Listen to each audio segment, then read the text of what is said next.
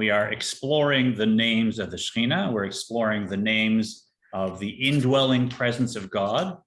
And so this is a beautiful kabbalistic class based on an exciting text that's going to be really useful and interesting to anyone who's heard these various names for the Shechinah mentioned and wondered, what is this? What's the difference between all the names? If the Shechinah is dwelling, why can't I see it? Or anything else you may have wondered. So we're in chapter 52 of the Tanya, using this text of the Tanya if you've got one at home. And if you're watching online, I often put the link up on YouTube, so you can look there for the link. Here's the flow of where we're at.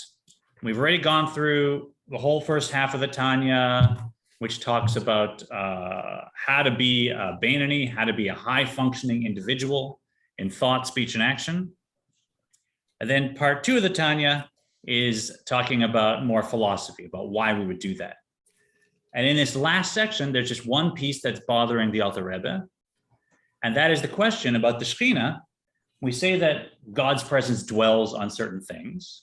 We've often heard if there's a minyan of people of praying that God's presence rests on that. But isn't God everywhere? Isn't God infinite and everywhere anyway? So why do we need God's presence especially resting on something? What could that mean? And that God's presence rested in the temple, etc. So this is bothering the Alter Rebbe.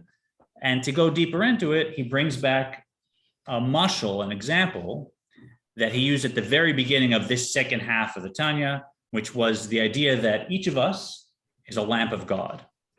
Each of us is a lamp of God. And so, like a lamp, we have a wick, which is our physical body. We have a flame, and that is the Shechinah. That is God's presence dwelling above us. And then we have oil, which is allowing the Shechinah, the flame, to cling to the wick, to our body. And what is that oil? That oil is Torah mitzvahs. And the Alter Rebbe says, well, hold on, often oil means Chokhmah. So why here is the Zohar saying it's Torah mitzvahs, when elsewhere it's Chokhmah? We got to resolve this. And in resolving it, we'll help answer this question as to how the Shechinah could dwell in something. Then the Alter Rebbe went into another mashal, the same mashal. This is using our body to understand godliness, but he's bringing out a particular aspect of our body, and that is, how does our soul fill our body? Because since I'm an image of God, since I'm the lamp that represents God, that flows out of God, if I understand how my soul flows in my body, maybe that will clear up how God's light flows into the universe, and so how the Shechinah could be more on one thing. Then he goes into how our soul flows into our body, and he says, the soul itself, as we've learned, is simple, is pure, is indivisible. You can't say that it's one place more than another. Everything is alive in your body equally, and yet you can't find the soul anywhere. The essence of the soul, you can't measure. It's essential. So it's everywhere as much, it's everywhere all at once equally, and yet it's hidden. B, there's a package of energies that flows out of the soul, and that's the revealed aspect of the soul that arrives first in the brain. So that package of energies, that is another aspect of the soul, that's the revealed aspect. It does have, say, parts we can point to, different aspects, different powers, and it is revealed fully in the brain. And then from there, like a big sunbeam, shines into every other aspect of my body, giving it its own power, the power of movement, the power of smell, the power of locomotion, whatever. But all those are there manifest originally in the brain. You could say that aspect of the soul is in my brain more. It is dwelling fully in my brain versus my pinky. Right? So essentially, the soul is everywhere the same and hidden everywhere. But in terms of the gilui, the manifestation, it is more revealed in my brain, less revealed in my pinky. That's my soul in my body. Clear? Yeah.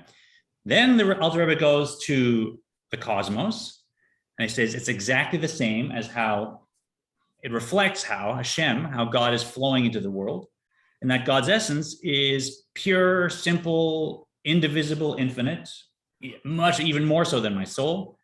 And yet there's this package of light, energy, call it what you will, that is there designed to relate to creation and to create the world.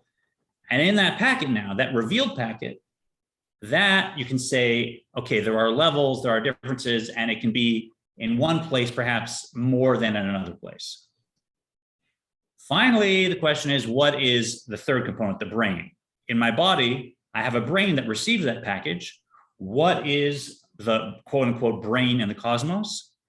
As we'll see, it is God's wisdom. It's God's seichel.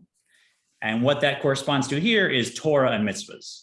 That's why Torah and mitzvahs can be the oil, because Torah and mitzvahs is actually God's understanding and God's will. And that is the central receiving place where God's light can enter the world and then shine like a ray into every other part of the world. Every level of the world gets its existence from that diffused light. And you can say it's more revealed in certain places than other places. So that's the flow, right? It's a big idea. Today we're going to focus specifically on the Shechinah, which is that package of light that's flowing into the Torah and mitzvahs of each world, or the Chabad of each world. What are the various names for that? And in this case, it's really in Atzilus. This is Malchut of Atzilus. This is all the divine light that's flown into the world of Atzilus that still is united with God, and that all flows into Malchus. And from there, every one of the other worlds is created, and every being is, at some point, gets its life force through this chain of creation. So that phenomenon, Malchut of Atzilus, why are there so many names for it? What does each name signify? It's good for us to understand, because each of the names is a certain behavior of God, and we use that name in the context where that behavior is relevant. So let's just get ourselves a little bit into the text, and then I'm going to run through the 6 names that we're exploring a little more slowly, so we can get a handle on them. 6 is a lot. I have a question. Go ahead, Eleanor. I'm a little confused about Sitzum and God being less revealed in our world. Is it the same or is it different? It's kind of the same problem, right? How does Tzimtzum fit in? If God's infinite and God's everywhere, how is there Tzimtzum? God's right here, God's infinite, so really there isn't Tzimtzum. And from God's perspective, that's true. There's nothing hiding, there's nothing blocking God. From God's perspective, there is no Tzimtzum. From creation's perspective, there is. And that's just the flip side of this coin. If I say that God's light is more manifest in one aspect or part of creation and less in another, that means that there's something blocking that light from getting to the other part of creation. And what we call that is Tzimtzum. So what we're learning right now is how the Shechinah can dwell, how that light can be somehow more revealed. There's more gilui, there's more revelation of the light. It's more manifest. And the flip side of that is somewhere where it isn't manifest, there has to be a tzimtzum blocking it. And of course, a massive tzimtzum blocking that initial light of the Shechinah, because the world couldn't exist. The light of the Shechinah is still infinite light. And if it was just the light of the Shechinah, the world would be nullified. We need the quote unquote brain to receive that light and then let it diffuse to the world. Otherwise, if there's no tzimtzum, now we're just lost in infinity and there never was a world. Does that answer? Yes. Good. A rare yes, that's good. Feel good about that. Let's end the class now. Ahead of the game. Yeah. Okay, we're at page 810. Al Shem Shemakor Zehu Reshit Hitgalut Or Ein Sof. Let's go ahead, Eleanor. Okay. Above mentioned source, yeah. The above mentioned source is called the world of manifestation, for this source is the beginning of the revelation of the light of the Ein Sof. And since the source itself constitutes a revelation, it is itself known as the world of manifestation, because its own nature and not because it vitalizes the revealed worlds. So here we're talking about the term we'll go into, Alma Diskalia, and that is the revealed world. Because everything prior to, and I don't mean prior to chronologically, so we have to keep going into the abstract. So this is not before time-wise, because it's the Shechinah is creating time, right? When the Shechinah creates the world, the Shechinah has to create time and space too. So everything prior to that is prior conceptually. right? So not before chronologically, but prior conceptually. So everything before that is called the hidden world. We have no, unless there's some great tzaddik that's rooted there, we have no grasp of that, no way to conceive of that.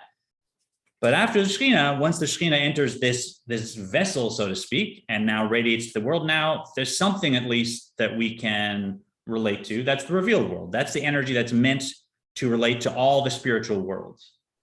So that's why that name.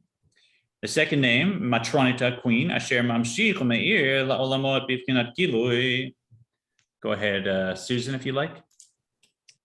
It is called Queen because it is the level which extends to and illumines the worlds in a revealed manner, similar to a queen, for through her, the wishes of the king are revealed. And we'll go into this in more detail, but in general, a king is somewhat transcendent, is somewhat above the world. King Saul was head and shoulders above the whole nation, spiritually as well as physically. And the queen functions to allow the king to relate to the nation. That's the function. And same thing here, as we'll see.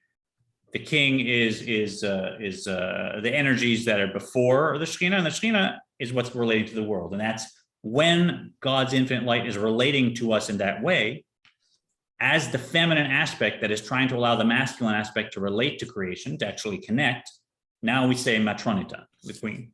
Still Malchut of Atzilus, the same, we're talking about the same phenomena. Paul,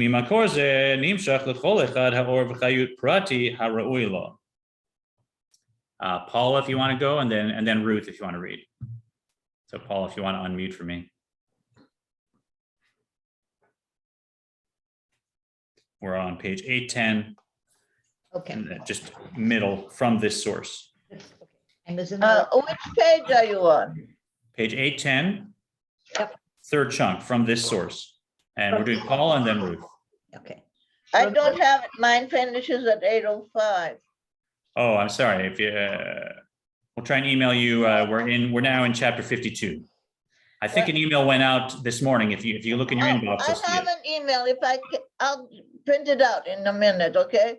Perfect. Paul, why don't you go ahead? Okay. From this source, there extends to each individual thing, world, or creature the particular light and vitality suitable for it, for which reason it is called the nether mother, for it is the mother and source of the particular form of vitality of each and every creature. Good. So now we're going to the third name, Imatata, the lower mother. So as Matronita is when God is behaving in a way that God is trying to allow the king to relate to the nation, that's Matronita. But now when God is trying to relate directly to us and give birth to us and create the energy that will relate to us, now we're calling it Imatata, the lower mother. And as we'll see, there's a higher mother and a lower mother. This is the lower. Go ahead, Ruth. We want to come back to you after? I'll come back after. Okay, so Uh, Doreen, why don't you go ahead, nice and loud, and in it the light dwells. And it dwells and is clothed in them, in the worlds and their respective creatures, thereby animating them. Nice. You guys heard that online? We're okay with my new mic? Yeah, it comes Yes, through it was- really well. It was good. Good. So the lower mother, the Imatata, that's really looking at, okay, what light is suitable for this aspect of creation, right? Matronita is just saying, how can the king relate to the nation? Let me talk this guy into being a more normal, like being an everyday, going out, waving, smiling. This king, he's always above things, he's got to go now and finally build bridges. But that's generally relating to the world. A mother is saying, oh, who's coming now, right? And what do they need, right? What kind of milk do they need? What kind of food? What kind of upbringing? The mother is looking at individual creations and trying to create energy that will be suitable for them. So it's further refining, but this is still all within the Shechinah. This is just another behavior of God's light as it is within Malchus of Atzilus. So yeah, therefore, and we'll cover all this again today. We'll go over this again. I just want to go over it inside first. Okay, good. Where are the words written? Imatata. They were all on the previous page. If you look on page 809, Okay. starting at 808 in the bottom. Alma Discalia, Matronita, Imatata, Shechinah. Those are the first four names, right? And those four names relate to how the Shechinah gives light and energy to creation. So there's two other names to look at after that relate to something else. Right now, these are four ways God behaves in order to give light and energy to creation. Why are you smiling? Why are you smiling? It's all good. Okay. Therefore, we're top of 811. Yeah. ולכן נקרא אם הבנים על דרך משל וכנסת ישראל שמim קור זה נאצלו נשמות האצילות ונברא נשמות דברייה וכו'. Therefore, it is figuratively called Mother of the Children, that is, of Jewish souls, and is also called Community of Israel. Far from this source, the souls of Atzilut have emanated, these being emanations and not creations, and the souls of Buriah have been created, and so forth. Buriah. Very good. So until there, we'll go inside. It's called Mother of Children. Now we're going into name 5, which is Knesset Israel. We're not gonna focus on that at the moment. Let's now go through ourselves these first four names: Alma Discalia, Matronita, Em Habanim, and what was it? And Shechinah, obviously, and Shechinah. Let's go through these four names so it's a little more clear in our minds, and then we'll touch the other two. And remember, what these first four names are about is how the infinite light is trying to relate to creation and tailor energy to creation.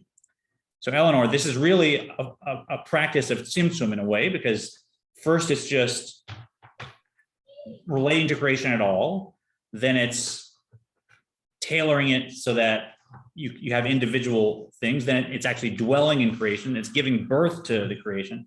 Each one of these is like a little more refining how this infinite light can possibly relate to the world, but still all of it needs that vessel to go into, that brain, so to speak, which is Torah mitzvahs. And from there, it can shine to the world and the world's not nullified.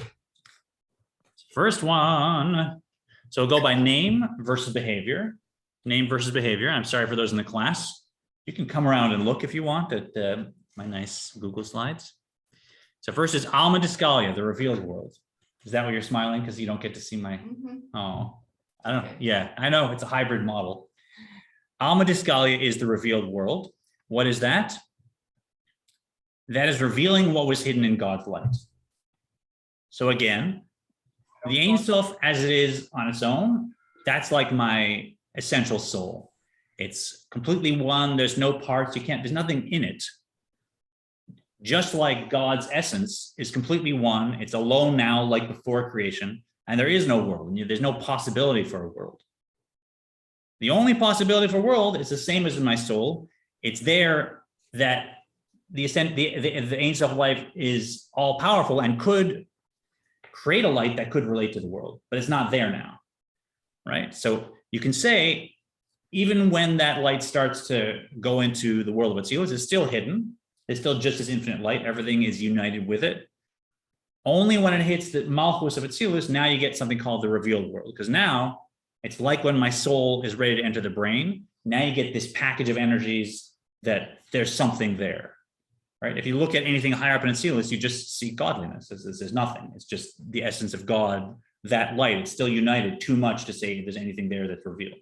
It's a hidden world. Make sense? So Alma Discalia, this is doesn't make sense. Now's the time to discuss it if it doesn't make sense. I mean, say the kind of sense like I can't grasp it, but like, yeah. So this is that first term. It's Aramaic, Alma Discalia, the revealed world, and that is the behavior of revealing something that can relate to a world. Second name, Matronita, right? Matronita. So again, this is Aramaic. So Malka is Malka is the Hebrew. Matronita is the Aramaic. Oh. Yeah. Right. And here we want to remember what the essence of a king is and what the essence of a queen is. And I pardon, this is a little gender specific here. That's how Kabbalah flows. But a king really, there's a phenomenon where when someone truly is a king, the nation has to go through a process of convincing them to be the king. Because a real king is like, what? There's nothing to do with me. Well, I'm not going to rule a nation. I'm doing my thing. I'm here. I can't even relate to the nation. Like what they do all these crazy things. They see the world in this crazy way. I'm here. I'm living my life. I'm apart from this. Why should I be the king? And the nations say, no, we want you to be the king. It's specifically because you can't even relate to us that we need your level to be at the head.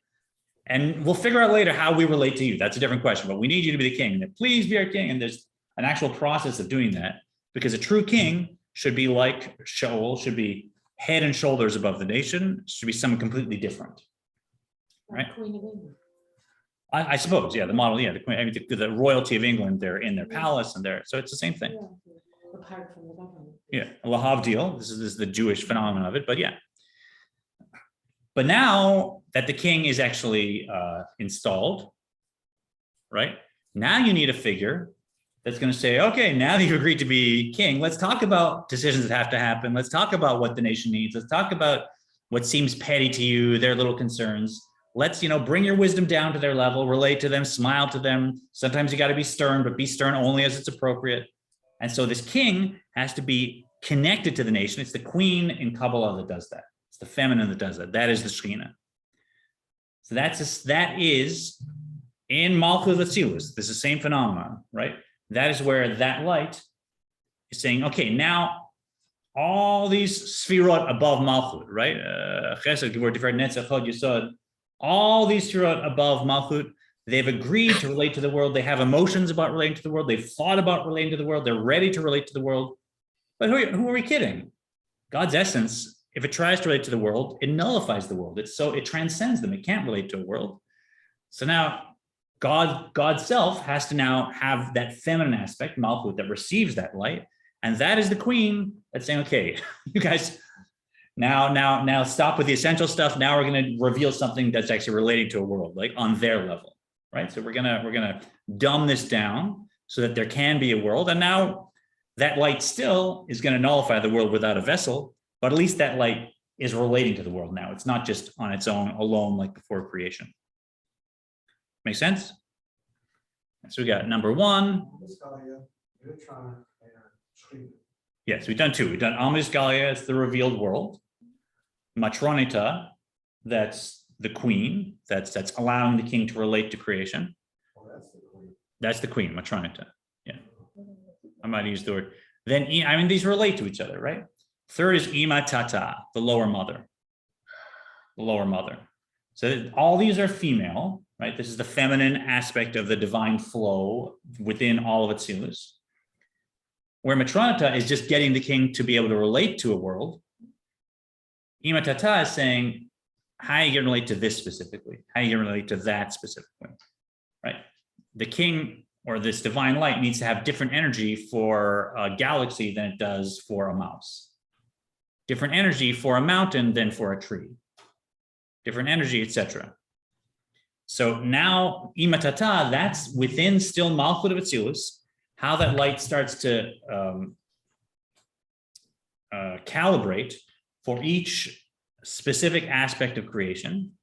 And you might think, well, there's so much of creation. How can that possibly happen? God's infinite. So God has infinite potential for subtlety and for paying attention and knowing every detail of creation and tailoring light actually for every detail of creation, for you and me and for everything we come across, every atom and every planet. That's what's happening here. So of course, these are all incredibly mind-blowingly infinite phenomena for us to try and consider. And there's a beauty in that, and just sitting and considering, wow, Ima Tata is actually giving birth to a specific light for everything that has ever existed. That's if you go into it, you're just filled with awe, right? And that's the point of meditation. But that is, when we run across Ima Tata, that is the lower mother. Yeah. When you talk about like the queen, the higher mother, to me it keeps in my head, it keeps going back to like Chachma, Bina, and Dot. Like Okay, I skipped. You're right. I skipped over something. We'll then take it, and then the lower mother kind of goes into the emotions and into the lower realms of the Sefirot. Is there any correlation? Yeah, I skipped over something, and that's why you're asking this question, and very good. I'm glad you reminded me. And that is, the queen is not the lower queen. The queen is the queen. Matronita is the queen. The queen isn't anywhere else that I'm aware of in Kabbalah. So when we say Matronita, that's just Malchut of Atzilus. Ima Tata, there is an Abba, there is a higher mother and a lower mother, and there is also a father and a mother in the higher sense. We're not looking at that now, but so you know, the higher mother and father are Chochmah and Bina of Atzilus, right? So the reason there's a lower mother, an Ima Tata, is there's also a higher mother, which is Bina, because every divine emotion, call it, right? Imagine God sitting there saying, yeah, I have an idea, I'm going to make a world, but how do I feel about that? I got to think about it for, an infinite nth of a second, right? Because that's all it takes. And God's like, hey, I figured it out.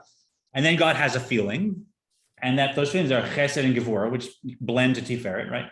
So God's Chochmah and Bina, God's Chochmah, let there be light, goes into the Bina. Okay, what's that light going to turn into? It develops, and that gives birth to, through Dad also, that gives birth to the emotions, Chesed and Gevurah, that now actually start to reach out and think about world outside of just godliness. Right, so it's a detour, but that is the higher father and mother that are starting this process of the divine light being refined in the world of Atzilus, and all that is part of the hidden world, right? That's not yet the revealed world. So that's the higher mother. When we get down to Malchus, now that's the lower mother, and that's not the one that is giving birth to emotions. That's the one that's giving birth, so to speak, to creation. Make sense? But Matronita is just the queen. There's not another one. So here it is, the lower mother, which actually starts to give birth to creation and tailor the light to every one of the aspects of creation that are ever going to happen. Going through again, if you're following with me online, and feel free to post questions, I'll try and get to them. Number 1, Alma Discalia. Number 2, Matronita. Number 3, Ima Tata. And they do, Alma Discalia is the revealed word. Matronita is the queen. Ima Tata is the lower mother. Number 4 is the Shechinah. The Shechinah. Right, this word comes up so much, and the Shechinah dwells on things, and we love the Shechinah. The Shechinah is big in Reform and Renewal Judaism. It's one of the best known terms for this Malchut of Atzilus, right? It's all the same phenomenon, as I keep saying. And what is the behavior that divine light is manifesting when we're calling it Shechinah? That is, Shochen means to dwell, right? Shochen ad marom, dwells on high, right? God dwells. When we think of dwelling as the Shechinah as something lofty, like God's dwelling in heaven, but it's the opposite. It's actually God's dwelling right here. God's dwelling in some way or another in every aspect of creation, because the only reason any aspect of creation is here is because God wants it.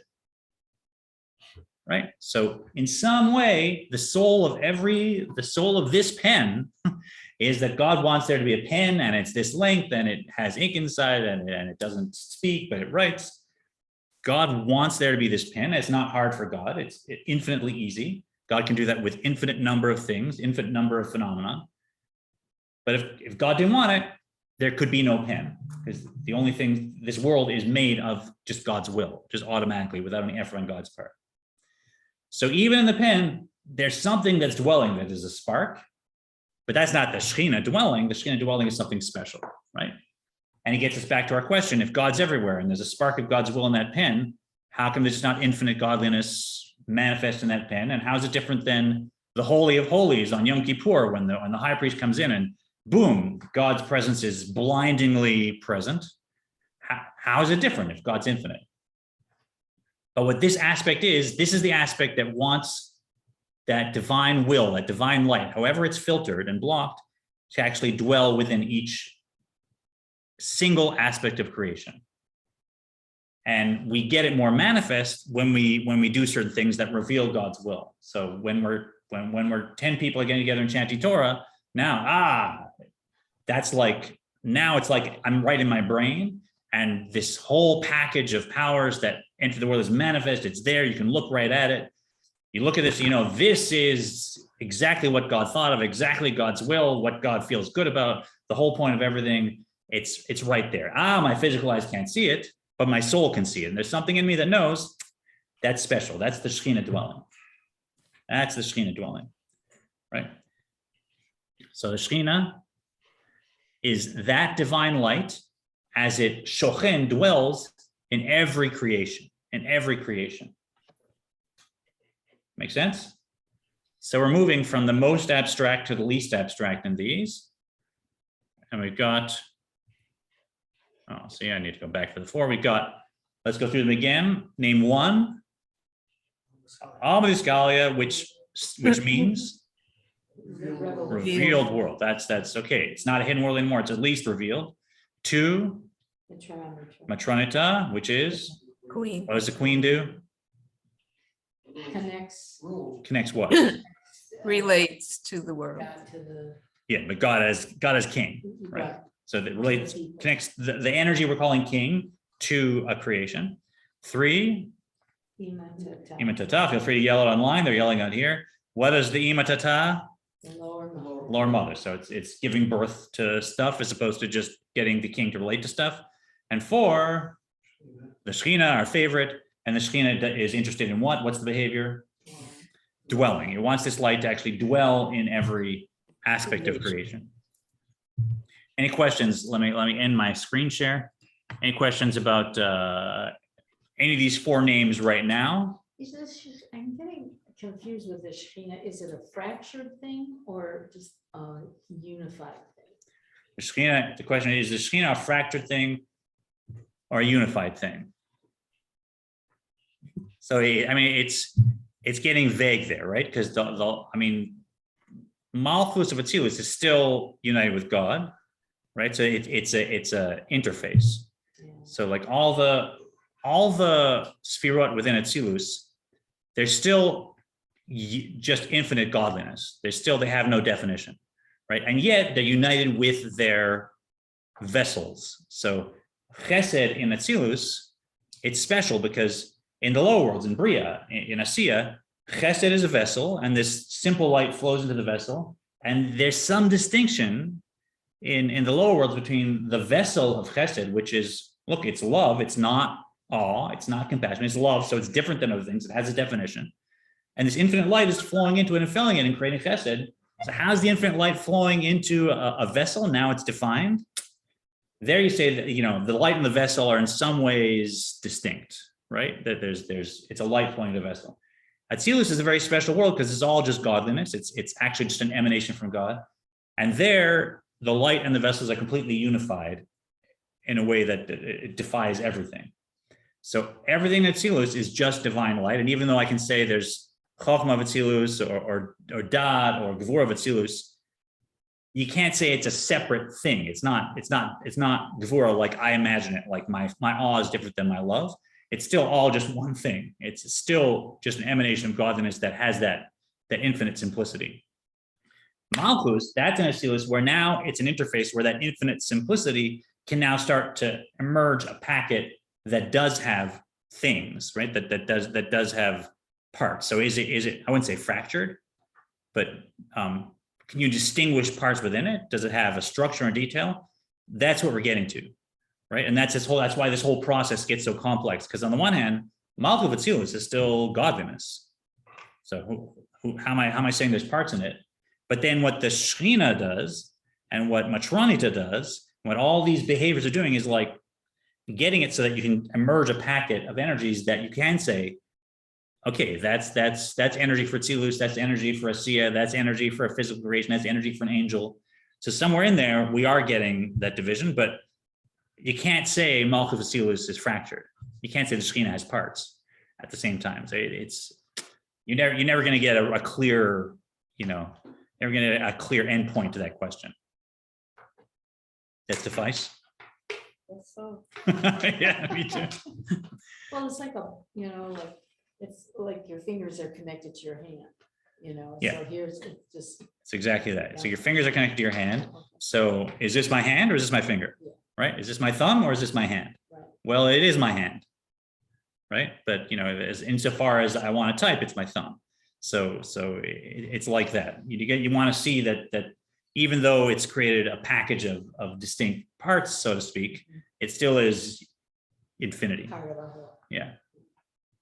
What's the next question about any of these names or these four? We got two more we want to cover today. Online? That's a great question. So let's go on a little more inside. There's two more names. We came across one of them. So on top of 11, therefore it's called Mother of the Children. And it's also called Knesset Yisrael, or in Ashkenazic, Knesset Yisrael. So if you're watching videos online, you'll hear people say Knesset Yisrael about this one, which means community of Israel. For from this source, the souls of Atzilut have emanated, and the souls of Bria have been created, and so forth. And look at the beautiful language here, right? Shemkorza netzlu neshamot datzilus, v'nivru neshamot divria. We think of souls as being created. God creates souls, right? And we think of everything's being created, but there's some things that aren't created. There's some things that they're so subtle and so close to godliness, you can't say the soul of Moshe was created.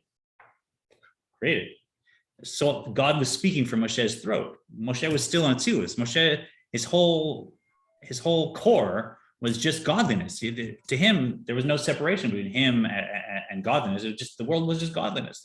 That's why Moshe could barely even speak. He's like, what is this, laws and rules and world? I'm still in the water. You're drawing me out of the water and I belong there, right?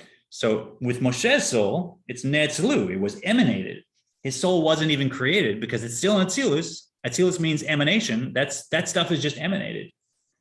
So the Sfirot of Atzilus, anything in Atzilus, the greatest souls of Tzaddikim in Atzilus, they're not created things, they are emanated things. And they're still just godliness. They haven't left that. Yeah, my soul, you can say, there's a point at which you could say it was created. But that's this term, Knesset Yisrael. Knesset Yisrael, meaning the community, like the Knesset in Jerusalem is where they gather together. So the community of Israel.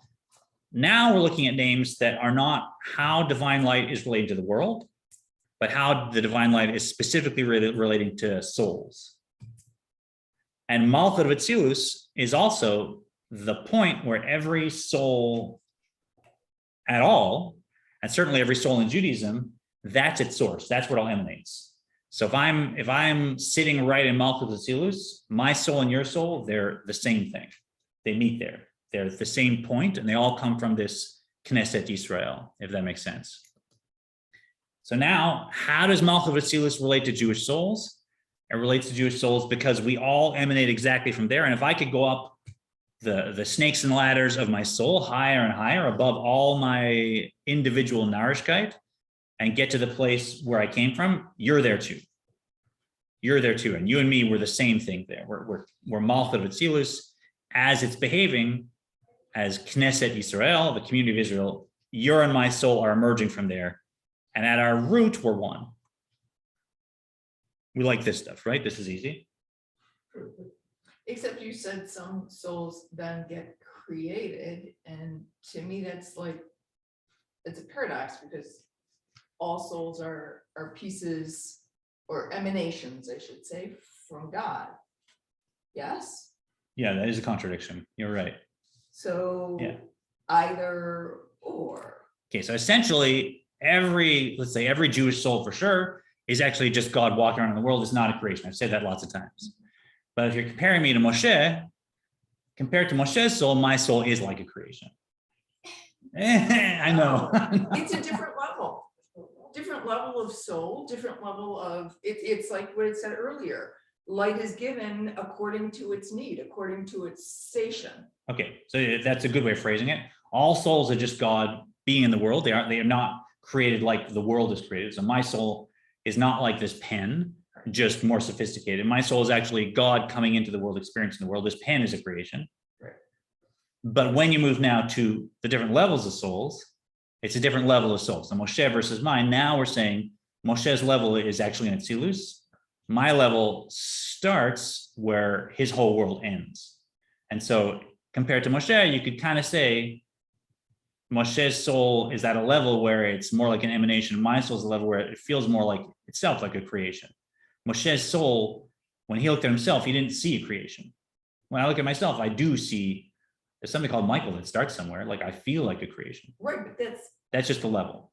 yeah. Yeah. Michael is the body. You're looking at. No, the soul. I mean, when I look at my soul, Okay. and I meditate and I say, who is Michael and where's my source? What I go to, you get to this emptiness, right? You get to this sort of nothing, but I still feel like there's a me that's coming out of there. I mean, when I explore the root of my soul, I don't naturally, like if I work really hard, sometimes, okay, there's an infinite something and I connect with everybody. Like if I work really hard, I can vibe with that, but that's not my set point. My set point is there's still a Michael meditating. There's still a Michael relating to godliness. There's still a Michael who has just had a zone experience where he was nullified and now he's going, wow, that was great, right? Moshe didn't have any of that. Moshe was like, what are you talking about? There's a Moshe? This is God speaking right from my throat all the time, whenever I want. Like there's no I. So however you want to try and categorize that, like there's always a paradox. Right. So but I still like Noreen's like hand and fingers, in the sense that, you know, there are some souls that are up here at the wrist and there are other souls that are down here at a fingertip. yeah, and there's some souls that are the brain. Okay. Yeah. So that's Moshe. Okay. So Moshe's the brain. I'm the toe. I'm the foot. But yeah, we're one thing. And in that, I have a spark of Moshe and a ray of Moshe in my generation, a ray of Moshe coming to me, and I have my little mini dot. I'm actually at that level too. But there you get into Right. yeah. So you could, you know, it always in Hasidus, it always depends what you're talking about. So you you can go on forever with like emanation and creation and essence and Gilui. Susan, you had something, or are you just fixing your glasses? Okay. So that's Knesset Yisrael, which we'll try and get time to go through today.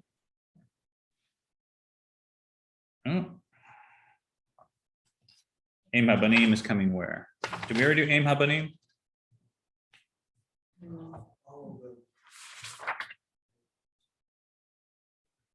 No, Aim HaTata, Aim HaBanim.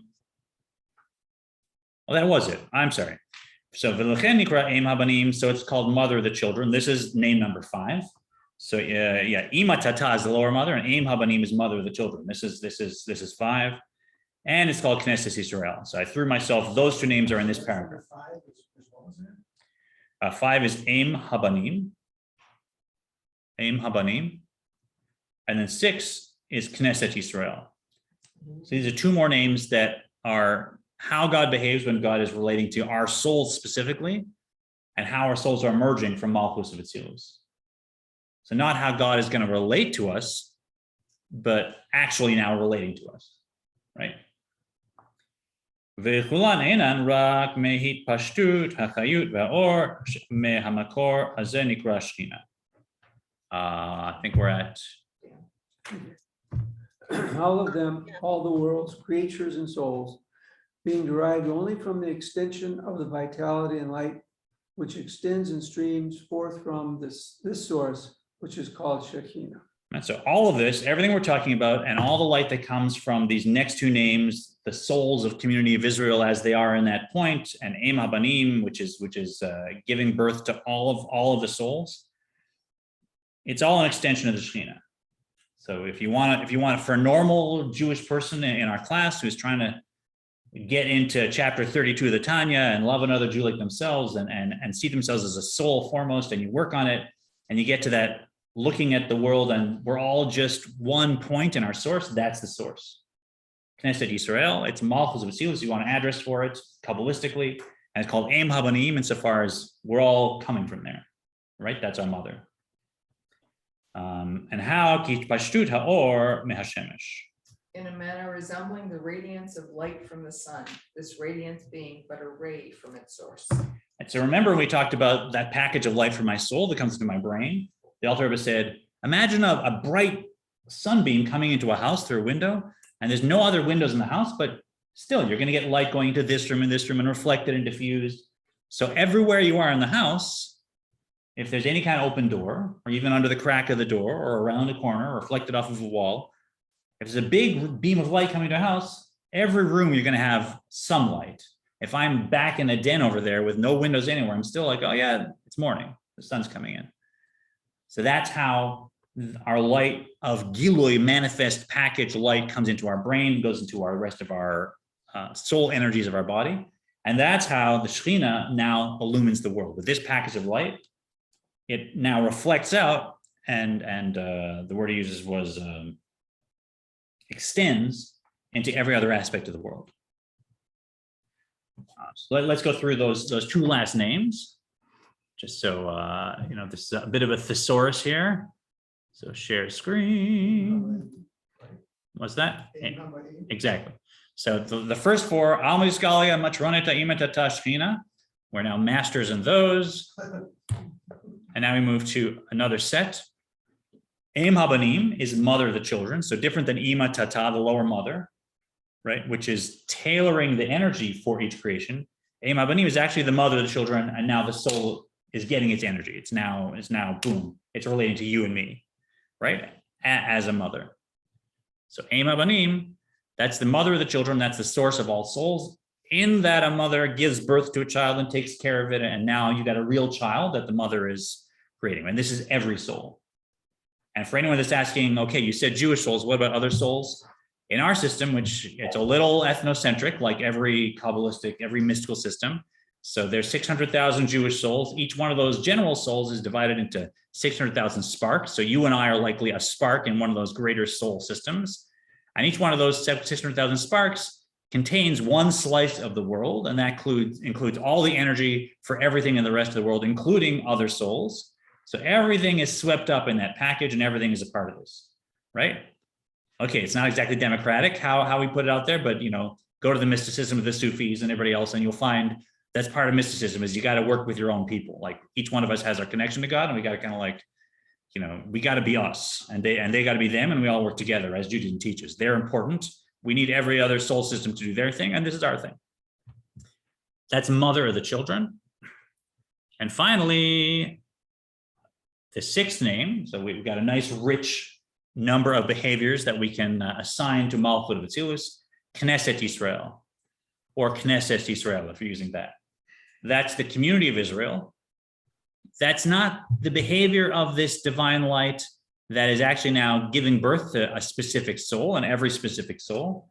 That is that divine light as every specific soul is together united in it, right? So if you want to say, the Jewish people are all one. You have to love every Jew like you like yourself. When you do something yourself, it's the revelation is incomplete unless it includes everybody, because you can't cut anyone else out. When you do, you're cutting off a part of yourself. That's that phenomenon, that way of looking at spirituality. That's all Knesset Yisrael. That's all Malchut of Atzilus as it behaves, as where every one of the souls is united at one point where it emerges from, and we're a community there, we're one. Yeah. So again, visually, Knesset Yisrael, that's the behavior of all souls being united in their source. That's the sixth name of Malchus of Atzilus. All souls are united in their source. Yeah. So you and I were one thing, right? And why? Knesset Yisrael. Right, that's where this whole world came from. That's the source of the whole world, and so it can't be that there's something important that I need to give to the world that doesn't include everybody in some way. It can't be that I'm so angry at somebody that I cut them off and I don't reach out and I just say enough of it. They're not a part of me. When I do that, I'm actually cutting off a part of myself, right? Because Knesset Yisrael, that's where it all come from. How does a convert then fit into this? Question was, how does a convert fit into this? Let's just go back. Good, on share. Convert is just like that. A convert is a Jewish soul. And it's just, again, a question of essence and manifestation. So it's really the same phenomenon, right? It's beautiful. Because essentially a convert always was a Jewish soul. They were created as a Jewish soul, but they didn't know it. Well, they didn't know it because the package that comes out in that lifetime doesn't reveal it. The revelation is that right now they're not a Jewish soul. They don't have to follow halakha, right? Like when they convert, they don't have to say, "Oh my God, think of all those times that I didn't observe Shabbat and I ate this and I didn't eat that." It doesn't matter. Before they convert, they weren't manifestly Jewish. They were just essentially Jewish. And then when they convert, it's a process where the essence now flows and there's a revelation of who they really were. And now it matters what they say, what they do from a Torah perspective, from a halachic perspective. But that was just their essence beforehand. So it doesn't matter. They don't have to go back and say, well, I gotta now fix what I ate or what I did in terms of Jewish halacha before I converted, because it was just their essence. But they really are and always were essentially Jewish. Now it's just manifest. So they had a Jewish soul. It was just how they conducted themselves. It was immaterial. How they conducted themselves was actually perfectly fine. Yeah. You know, if they you can be an absolutely righteous person as a non-Jew and be giving tremendous light and great leadership in the world. You can be an absolutely righteous person as a soul that will convert, not following Jewish halacha, but just following the 7 Noahide laws and being a good person and helping other people. And you can be a completely righteous non-Jew who has an essentially Jewish soul. And then when you convert, you can be a completely righteous Jewish person. But according to Kabbalah, that means following the halakha. You can't shortcut that, right? Just being a nice person in Kabbalah doesn't make you a tzaddik, as we've learned, which is different than a lot of way Reform Judaism looks at it. That's obviously something that distinguishes us from the Tanya here at Temple Israel in terms of philosophy. But in Kabbalah, yes. How does all these 6 names fit into the whole big scheme of things? And why are we learning this? It fits into the scheme of things because we're trying to answer the question, how does Shechinah dwell on something? How can divine light dwell on something in a manifest way? And this is the place where that phenomenon starts to become possible, right? Where it's possible for there to be a world that the divine light relates to and that is more on something. So it's just a really complex, it's a relationship. And like a relationship, I got date night, and I've got do the chores, and I've got, our bank account and how we deal with finances, and I got how do we make decisions around the kids, and we got, where do we live? And these are all different aspects of my relationship with my wife, and it's complex. And when we're sitting talking about a retirement plan, that's different than when we're on date night, and we know it, and it's a different part of me. Now it's all us, it's all our marriage and our relationship. But like we got different hats on when we're with a financial planner, then we got hats on when we're out on date night, then we got hats on when we're dealing with a teenager that said, can I go to Chicago and do X, right? So we kind of have different modes we go into, different submodalities, if you like, that we call on for each of those. It's all the same relationship. And same thing here. In our relationship with God, this is maybe the most complex moment where infinite light is now saying, yeah, I'm going to manifest something that is now not just simple, that is infinitely complex, that has a component for everything in creation. So here's where the relationship is really highlighted. And here's where we need that same set of submodalities, that same set of hats that we'll wear to relate to God. Okay, God is the queen now, just getting this hidden world to relate to anything. Okay, now God's giving birth to souls. Okay, now God's saying, you guys are all together here, don't forget, Knesset Israel. Right. So it's relevant in that I'm trying to actually bring this into my life. I'm trying to understand how I can get God's light to dwell on me and in my life and in my, in our class here. And so for me to understand the complexities of my relationship to God, that's going to allow me to be better at letting that flow. Yeah. All right, this is good. I think we've done enough of the inside. Let's do a little meditation to finish off. Find yourself in a nice, relaxed position. Just go into that, that you're going to let the conscious mind kind of drift off a little. Just if you do any self-hypnosis, it's pretty much the same thing. So all of our intelligences can just sink down where we have a little conversation between our conscious and unconscious selves. Easy to just ask a few questions and they relate. Of course, the breath transcends all of that. It flows through all of that. So let's smooth out our breathing. So this is just a little more mellow, a little open. breathing through our nose. Let's count 4 breaths to breathe in, 4 to keep that delicious breath in, 4 to release out through the nose if you can, and 4 to stay empty. Then we'll start over, breathing in for 1, 2, 3, 4. Keep it in, 2, 3, 4. Back out, 2, 3, 4. And empty, 2, 3. Starting over, breathing in, 2, 3, 4, 2, 3. Back out, 2, 3, 4. Empty, 2. Just keep going through the same cycle. And it's one of the natural things that happens when people attune together. Their breath starts to flow in the same way. So feel how we're attuning, even if you're online, still attuning to us. It all works.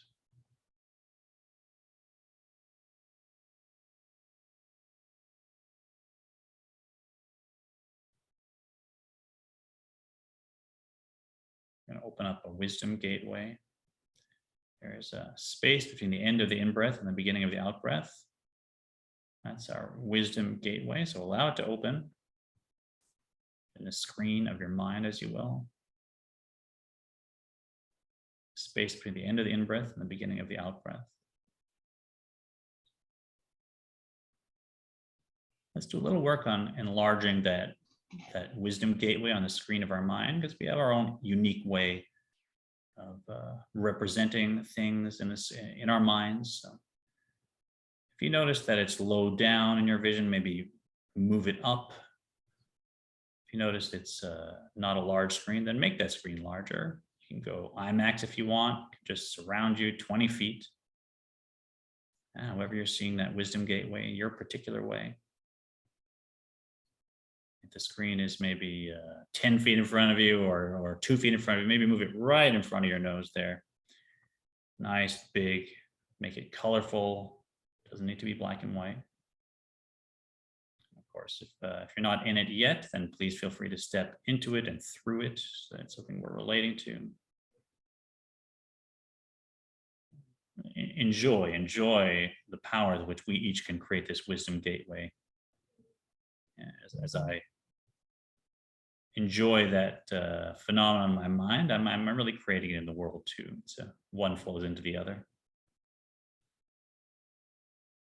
Now that we're there with this rich inner wisdom gateway, let's put this phenomenon in there, the Shechinah that is dwelling in each of us. The Shechinah is from Shochen.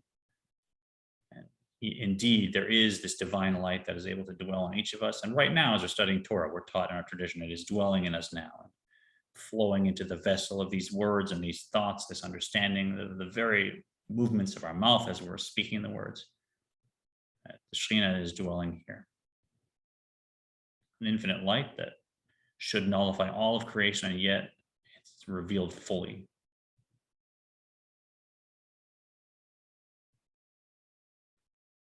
Place that divine concept, the Shechinah, is dwelling here. Place it in your wisdom gateway. And again, it's work to enrich that representation in your mind. As big as your gateway, as close, as bright. Definitely you be a part of it.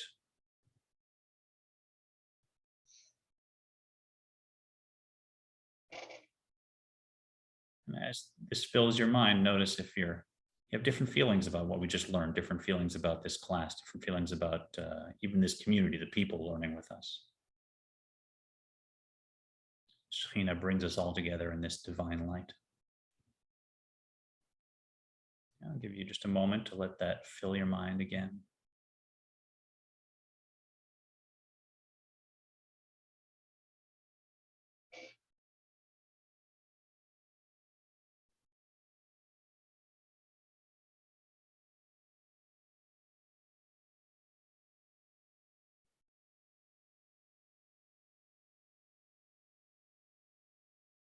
Wonderful. And if you're with us in class or online, just wiggle your toes and your fingers. If you're watching on YouTube, feel free to pause and continue to meditate for any amount of time. Wonderful work. It's been a pleasure learning with you. If you're here in class, feel free. This will be on my Facebook page and posted tomorrow on YouTube, so you can get the whole visual slide if you want to see it. It was kind of fun, but it's been a pleasure. We'll be back again to continue chapter 50 through the Tanya. Have a beautiful week and a beautiful Shabbat.